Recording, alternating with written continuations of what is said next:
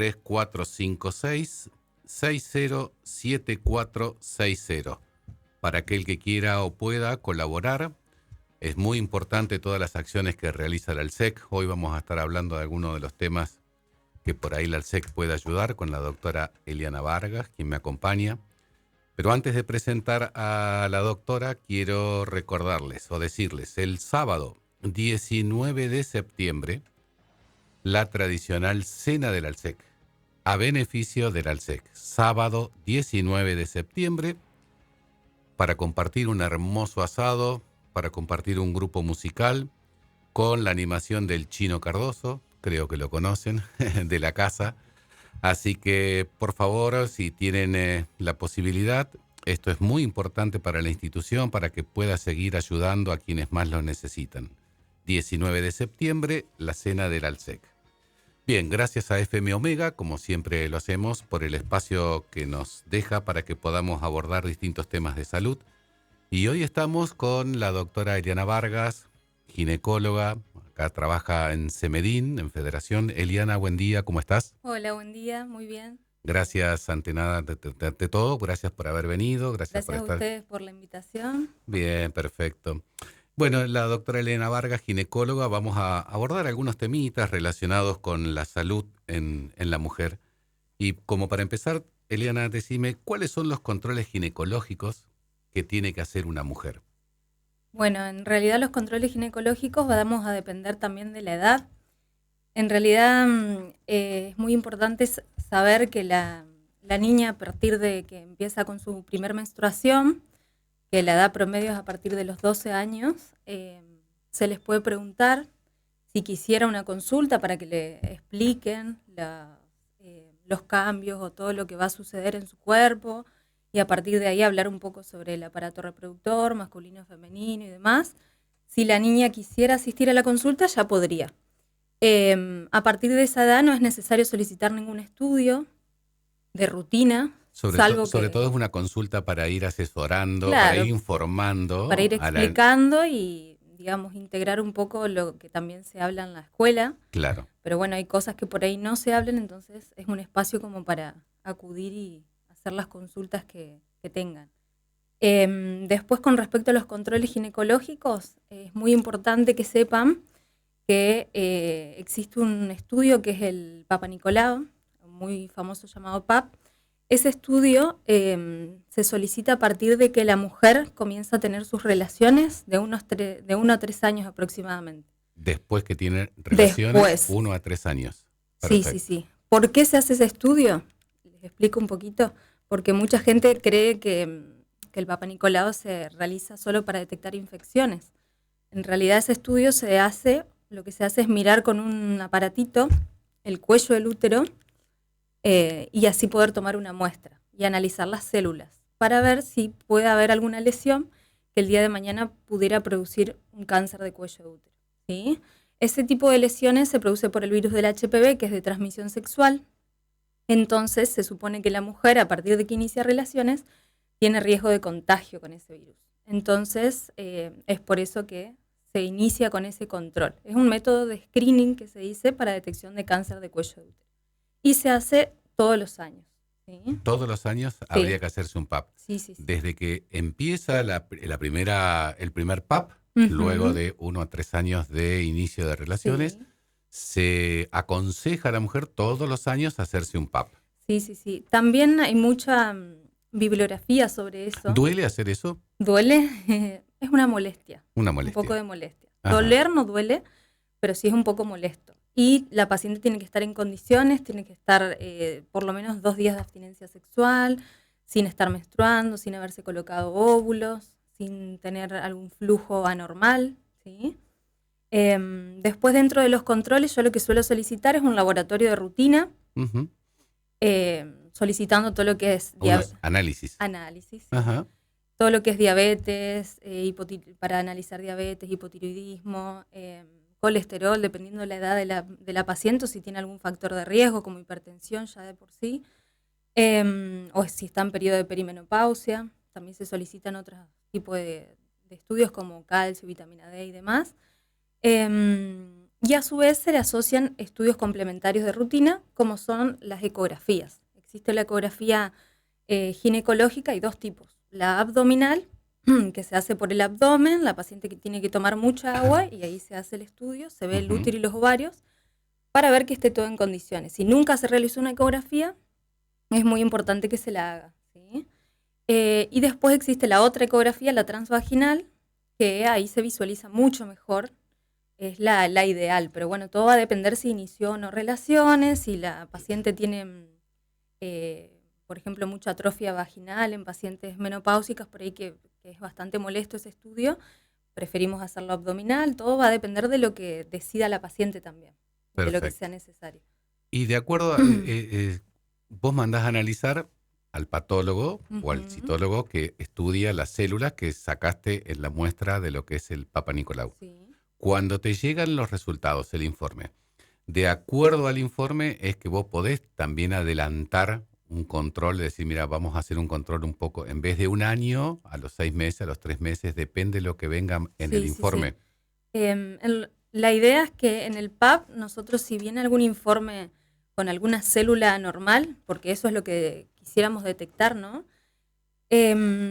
Lo bueno de todo esto del PAP es que es una manera de prevenir el cáncer de una manera muy, digamos, muy rápida, porque es un tipo de tumor que es de crecimiento muy lento. Entonces, si ya aparece en alguna lesión, que por ejemplo puede ser una lesión de alto grado o de bajo grado, uno la puede controlar. Si es en mujeres de menos de 30, por ejemplo, se supone que ya de por sí a esa edad uno está expuesta a ese virus. La mayoría de las mujeres hemos tenido contacto con ese virus. Entonces son virus que son, o sea, puede ser que la tengas un tiempo y después tu sistema inmunológico lo ataque y ya no lo tengas más. Entonces, si es una lesión de bajo grado, uno la puede controlar cada 6 meses, por ejemplo, Ujú. haciendo el PAP. Y bueno, junto con el PAP está la colposcopía, que es cuando uno ve el cuello del útero a mayor aumento con una lupa. Y de esa manera vamos controlando. Si llegáramos a ver alguna lesión en la colposcopía, se puede tomar una biopsia e ir viendo. Pero ya cuando hay una lesión de alto grado, en ese caso ya aprovechamos a tratarla, es decir, se saca un pedacito de cuello de útero para evitar de que el día de mañana pueda avanzar un cáncer. ¿Que cuánto demora esto? Todo va a depender del sistema inmunológico de la paciente. Por ejemplo, en mujeres inmunosuprimidas que realizan tratamiento con quimioterapia, ya tienen una infección, por ejemplo, como el HIV, por supuesto que este tipo de virus avanza muy rápido. Entonces, todo va a depender del tipo de paciente. Pero para que tengan una idea, demora en avanzar de una lesión de alto grado a un cáncer aproximadamente de 3 a 5 años.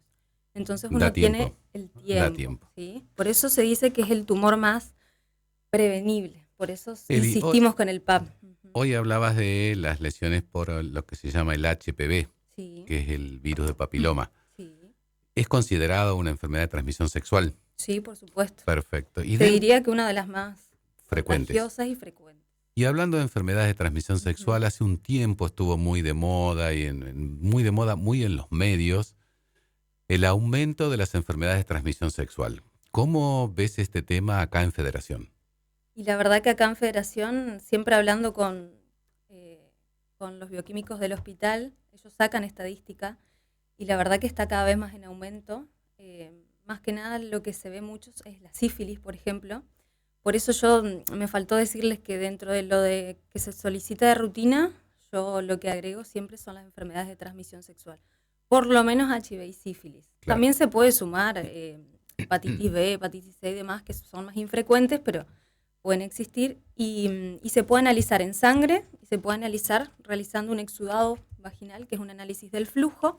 Eso se hace en el bioquímico, en el hospital tenemos acceso y en la parte privada. Y de esa manera también detectamos otro tipo de enfermedades. Pero sí, está cada vez más en aumento. Y sobre todo hablabas de la sífilis, y la sífilis se previene con el uso del preservativo, Sí, o de la barrera de contacto. así como Ujú. cualquier otra enfermedad de transmisión sexual, el uso de preservativo es fundamental.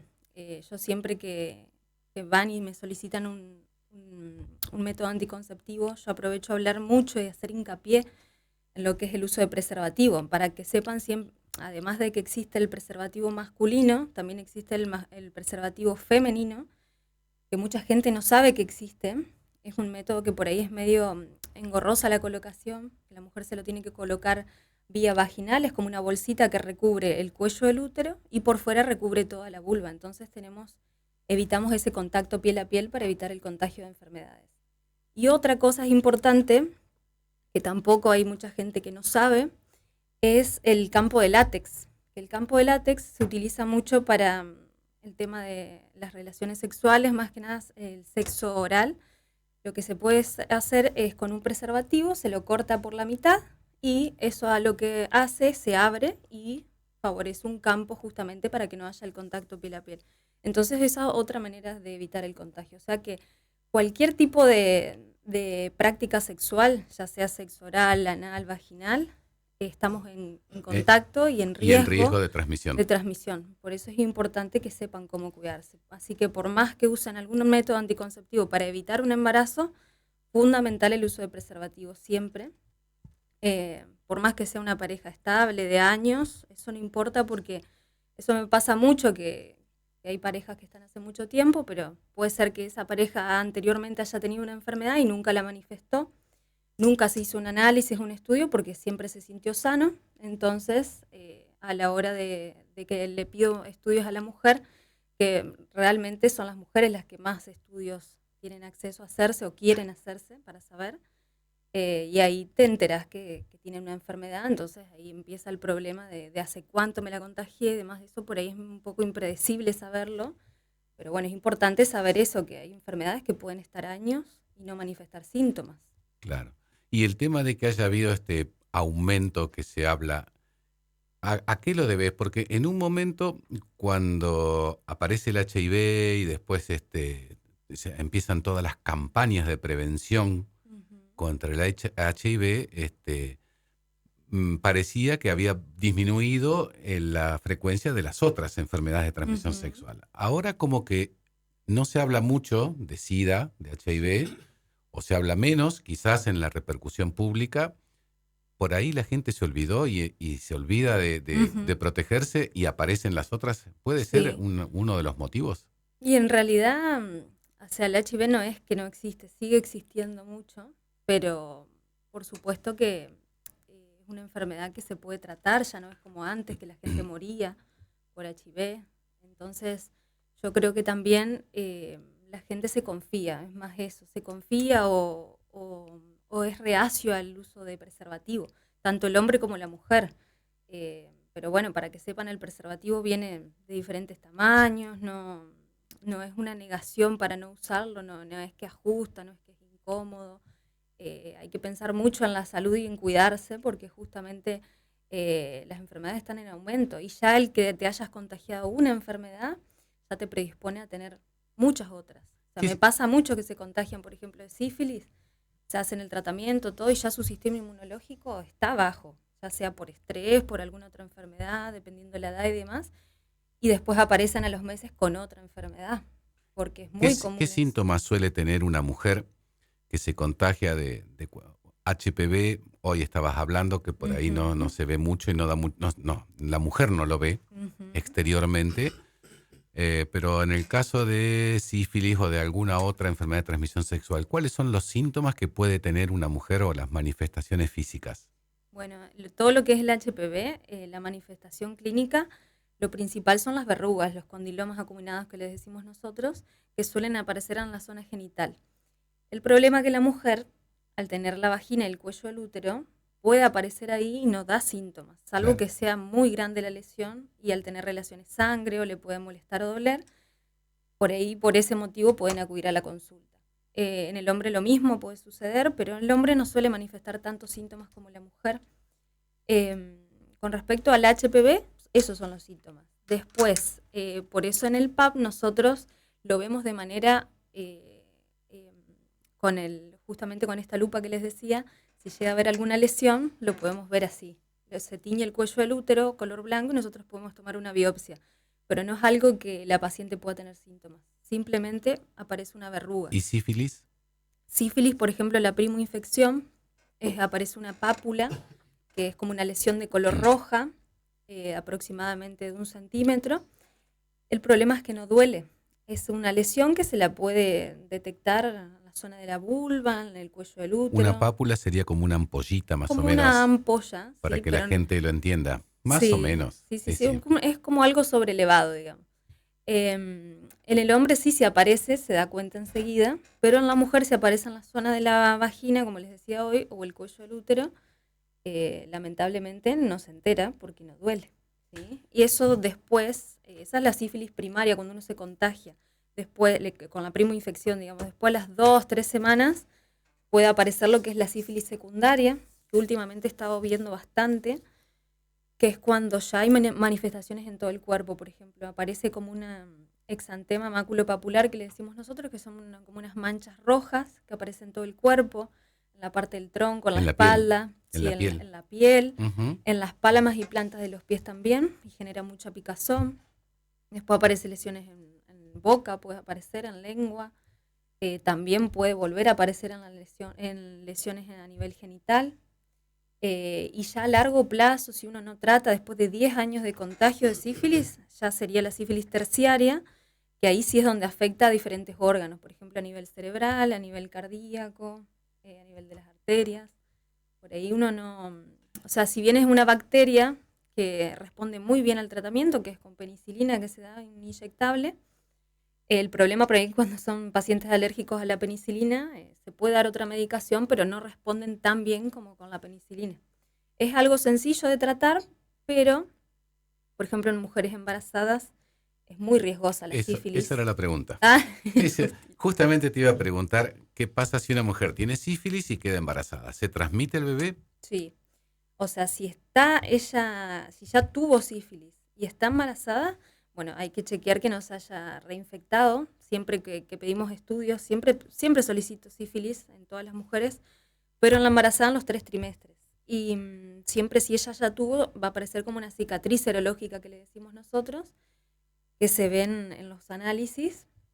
Lo que hay que ver es que no haya aumentado el valor. Si no aumentó el valor, significa que no hubo contagio nuevamente. Claro, El problema es cuando la embarazada se contagia de sífilis estando embarazada, ahí puede aparecer muchas complicaciones en el feto, en efecto. ¿sí? Ajá. En todos sus órganos y afectar y producir muerte fetal, eso también es muy común de ver.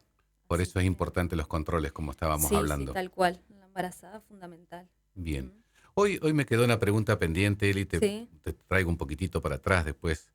Era el tema cuando estabas hablando de algunos de los métodos anticonceptivos, etcétera, etcétera, y Ujú. ahora hablábamos del embarazo y del parto. Sí. La pregunta típica, ¿la mujer que posparto puede quedar embarazada? Sí, puede quedar embarazada. Por eso es muy importante, yo siempre que me dedico mucho a la obstetricia, o sea que hago partos y cesáreas y la cito a los 10, 15 días posparto o poscesárea, no solo para evaluar el control de los puntos y demás, la lactancia, sino que también se evalúa el tema del método anticonceptivo. Muchas veces la mayoría no quiere hablar sobre eso porque no está pensando en iniciar Exacto. relaciones tan pronto, pero es muy importante porque la gente se confía y cree que el dar la teta hace de que no pueda quedar embarazada, porque no menstrua. En realidad sí, el dar la teta, justo hablábamos la semana pasada que tuvimos la jornada de La lactancia, semana de la y lo lactancia. charlamos también este tema. eh, si se da una lactancia exclusiva, es decir, que solo toma teta el bebé, no toma fórmula, y es exclusiva hasta los 6 meses, sí, disminuye la ovulación de la mujer, pero no al 100%, o sea que riesgo de embarazo tiene igual. Por eso es que aproximadamente al mes posparto ya se le inicia un método anticonceptivo. Que bueno, el más común, el más nombrado son las pastillas de la lactancia, que se dan justamente los primeros 6 meses de lactancia exclusiva y, y sirve como método anticonceptivo, por supuesto, además de otros métodos como el inyectable, el implante y demás. Pero bueno, siempre vamos a adecuar el método a lo que quiera la paciente, lo que sea mejor para ella, pero sí siempre los asesoro con Bien. respecto a eso. Ahora te llevo a la otra etapa, ¿Sí? a la etapa distinta donde la mujer ya entra en lo que se llama la menopausia. Ujú. Y la mujer deja de menstruar 3, 4, 5, 6 meses y tiene una determinada edad, dice, listo, yo entré en la menopausia, no me cuido más. Bien. Bueno, esa es otra pregunta muy frecuente en consultorio. Me pasa mucho en mujeres de 40, 42, que ya experimentan cambios en la menstruación o empiezan con sofocos, los famosos sofocos, calores, que le dicen, y creen que ya están en menopausia. Bueno, ese es un tema porque sí, existe la menopausia precoz, que es antes de los 45, pero para que sepan, la menopausia, la edad promedio es 50-51. ¿Qué pasa? 2 años a 3 años antes, ya la mujer puede experimentar cambios.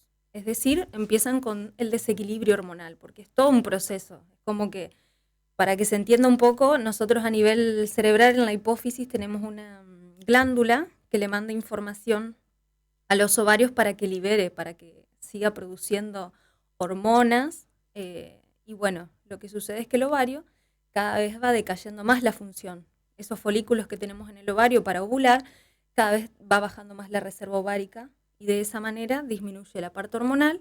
Entonces como que se genera un desequilibrio en nuestro cuerpo y lo que sucede es que la mujer empieza con irregularidad menstrual. Puede pasar, como vos me decías, que 3 meses no menstrue y después menstrue de golpe, mucha cantidad, o quizá menstrue 2 veces en el mes. También puede haber muchos cambios a nivel emocional, cambios de humor, que eso es real, para que se entienda. Y bueno, el síntoma principal son los sofocos, que es como un calor repentino que aparece, que sube desde el tronco hacia el cuello y se produce más a la noche. Y puede quedar embarazada, porque puede Sí. en alguno de estos momentos ovular, Bueno, sí. y ahí puede producirse el embarazo. En esa transición todavía la mujer tiene folículos, o sea que puede ovular. Claro.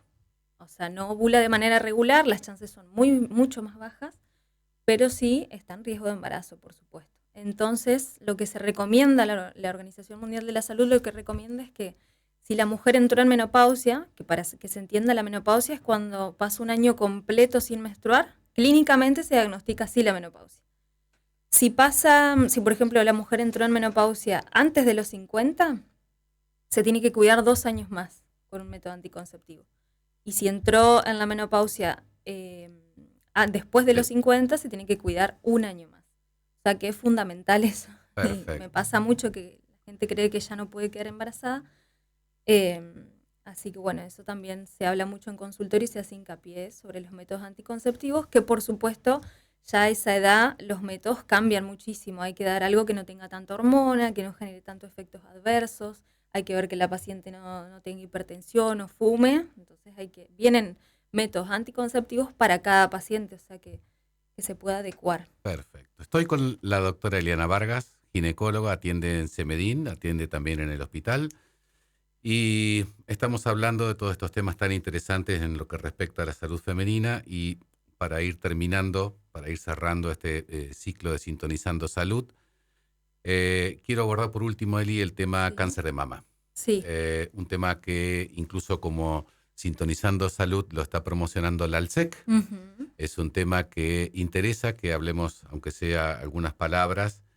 Y bueno, para esto preguntarte algunas cuestiones, por ejemplo, ¿cuándo es conveniente que la mujer se haga una mamografía? ¿Cuándo debe empezar a hacerse un estudio de mamografía, que es el que detecta los inicios de lo que luego puede llegar a ser un tumor de mama, ¿no es cierto? Sí, bien. Bueno, dentro de los controles de rutina que hablábamos hoy, otro de los estudios es el tema de las mamas. Así, si bien las mujeres, a partir de que inician la consulta ginecológica, yo hago el control mamario todos los años, les reviso las mamas y les explico cómo se tienen que revisar para que sepan cómo detectarse si aparece algún cambio. Por ejemplo, secreción por los pezones, algún bulto que se noten. En la zona de las axilas también se tienen que revisar. Bueno, se les explica y se les asesora. Pero con respecto a estudios, como decías vos, la mamografía a partir de los 40 es el inicio, que se realiza una vez al año. A los 40 si la mujer no tiene antecedentes familiares de primer grado, pero por ejemplo en mujeres que tienen antecedentes en madre o hermanas de cáncer de mama, se tienen que hacer el estudio mamográfico 10 años antes del diagnóstico que tuvo la madre o hermana, por ejemplo. Entonces eso es fundamental. O sea, si a la mamá le diagnosticaron un tumor de mama a los 50 años, ella tiene que empezar sí o sí a los 40. A los 40. Sí, se podría un poco antes también. Bien. Y siempre otra cosa a tener en cuenta, porque esta es otra consulta muy común, que preguntan si es necesario hacer la mamografía, porque como sabemos la mamografía es un estudio en donde se utilizan rayos y se irradia. Entonces, sí, es fundamental porque en la mamografía lo que se ve de muy temprano es si hay microcalcificaciones, que son como puntitos blancos que se pueden ver en la placa y eso pueden estar ocultando un nódulo muy pequeño que a veces ni siquiera se puede palpar. Entonces, de esa manera lo podemos prevenir. La ecografía no reemplaza la mamografía. No, para nada. Sí, se complementa. Se porque complementa. muchas veces en mujeres jóvenes la placa de la mamografía no sale muy bien porque tienen mucho tejido mamario y poco tejido graso. Entonces la placa se ve muy blanca y tampoco se logra ver bien. Por eso muchas veces cuando recibimos el informe de mamografía, ellos mismos sugieren una ecografía. Por eso yo siempre solicito mamografía y ecografía, salvo en mujeres muy grandes, mayores de 60, 70, que tienen mucho tejido graso, se puede ver bien, no se oculta nada, ahí a veces no es necesario pedir eco. Pero en mujeres jóvenes sí, porque, por ejemplo, hay nódulos menores de 1 centímetro, hasta de 1 milímetro que los detecta la ecografía, y a veces en la mamografía no se ve. O sea que ningún estudio reemplaza al otro, se Son complementan los dos. ¿Y hasta qué edad, más o menos, se indica la realización de mamografía una vez al año? Es indefinido. Es indefinido. Esa es otra pregunta también. Hay mujeres que vienen a la consulta de 75, por ejemplo, y no, si yo ya, ¿para qué me voy a hacer mamografía si ya estoy grande? Te dicen. Claro. No importa, se tienen que hacer igual, una vez al año. Siempre. Bien. Para el PAP, ya que hablaste sobre eso, el límite sí es hasta los 70 del PAP.